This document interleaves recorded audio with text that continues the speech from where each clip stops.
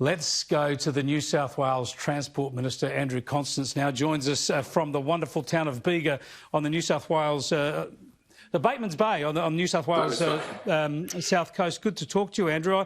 I want to talk to you first off in the federal budget context. I mean, it is eye-watering. It makes your eyes bleed when you think about the amount of money we're spending now and going from what was going to be a surplus to a $200 billion deficit. I mean, we all talked about the historic level of deficit when Wayne Swan took us $50 billion into deficit. This is 4 times that. Yeah, I can't begin to, imagine what we're going to see tomorrow night in terms of those numbers, Chris. But gee, it takes you back to the Howard Costello era where, zero debt, strong surpluses and, a well-oiled economy.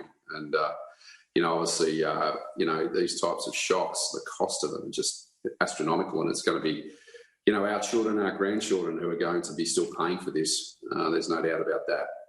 Yeah, it is incredible. We're very, very fortunate, of course, that the interest rates are at record low. But, I mean, that's one of the reasons they have to do all this spending, because there's no other economic levers. The monetary policy can't do much. Are you worried about the level of spending, the fact that when you spend that much money, it's very difficult to ensure that it's all spent efficiently and well? Yeah, it's a big challenge at a national level to be able to administer every dollar well. There's no doubt about that. And there's a heavy reliance on state and local councils, state governments as well, in terms of particularly capital expenditure, recurrent expenditure, and of course the administration of many of the programs designed to stimulate the economy. So you've got to be a bit careful, there's no doubt about that. And, obviously with the improvements in terms of technology, there's a better way to be able to monitor the way in which money is being spent and the speed at which it's being spent. But there is no doubt, like I think you'd agree, that the best way to get out of this mess is to start to have very targeted infrastructure spending so that you can provide construction jobs, get those people working as best you can, as quickly as you can, and making sure they're spending their money in the retail sector and in our small business sector to keep things going. Yeah, I think that's the key. It was the key back when Labor was spending stimulus. It should always be the rule. If you're spending money on economic infrastructure that's going to add to your economic growth in the future, it should work. Now, you've got a lot of money coming into New South Wales, a lot of road and rail projects. How long is your list? How much could you spend if they keep throwing it your way? Well, Chris, over the last 10 years, the state government's become very experienced at building infrastructure. We've seen that with the North West Metro, South West Rail Link, the M4 East Tunnel, the M8 tunnels, the light rail projects. We've gotten on with the job in terms of mega projects.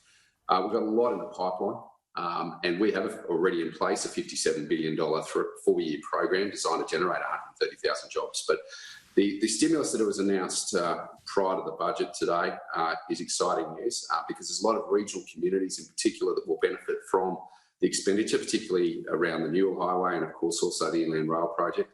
But, things like the Newcastle bypass, major projects in Western Sydney, these are the types of things which go a long way to ensuring that jobs are happening within the regions. And I don't just mean country areas, I also mean regional areas such as Western Sydney. And that's a good thing. That's a sensible way forward. And we marry it very well together. I want to recognise the Prime Minister and the Deputy Prime Minister for what they've done in leading the charge here. And we've already got a good in place, a fantastic program which we'll now build on top of the $3 billion stimulus that the New South Wales government's already put into infrastructure as well. Well, speaking of the Deputy Prime Minister, Michael McCormack, let's just have a look at some of what he had to say today. Jobs, jobs and more jobs. And today is a $7.5 billion commitment, a $7.5 billion tick of approval to our economy, to those workers in our economy, to make sure that we put the right infrastructure in the right places, to build on the connectivity, to build on the strengths of our nation. Yeah, there he is. Apart from being Deputy Prime Minister, he is the Federal Infrastructure Minister. And Andrew, when you talk about those transport programs where you have a bypass around major towns around the state and upgrades to rail and the like, they're all very useful. Not only do they provide jobs quickly, as you say, they reduce travelling times and boost economic activity long term, and they make it a lot safer and more convenient for people living in our cities and towns. But what about those big pipeline, those dreams that people always talk about? You know, fast train between Sydney and Melbourne, or fast train between Sydney and Newcastle. Given the amount of money being spent, given the need for stimulus into the medium term, is it time to look at signature projects like that? Absolutely, and you know, you've got to be bold. I mean, you know, when I was Treasurer of New South Wales, we took a decision to, in essence, privatise the electricity assets and recycle those funds into mega projects like the new tunnel that's under the harbour and under the city in terms of the new metro train. And we're now investing over $50 billion in a new metro train network for Sydney to supplement the city train network. If you're going to build fast rail, you've got to build it properly. My argument would be not to build Newcastle to Sydney. I'd build Newcastle to Nowra and build a spine right down the eastern seaboard of New South Wales.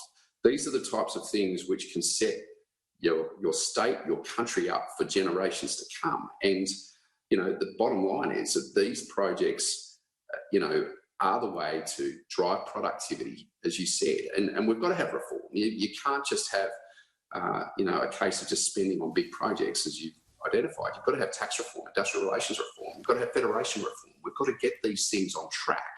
And everybody's got to play their role here. There's no room for expending unnecessary energies on arguments. We've just got to put the blinkers on, head down, tail up, and get on with it. And, you know, one of the key things which is, you know, a major challenge for us in getting these big projects away is much of the environmental legislation, the planning legislation, and we've got to make sure that we get the balance right between protecting the environment, but we've also got to get on with it. And therein lies the enormous challenge, particularly for state governments moving forward. I think you are so spot on in many respects when you talk about industrial relations reform, federation reform, green tape and the like. It doesn't cost any money, isn't so sexy, it takes a lot of hard work, but in the end could deliver a lot more for this country.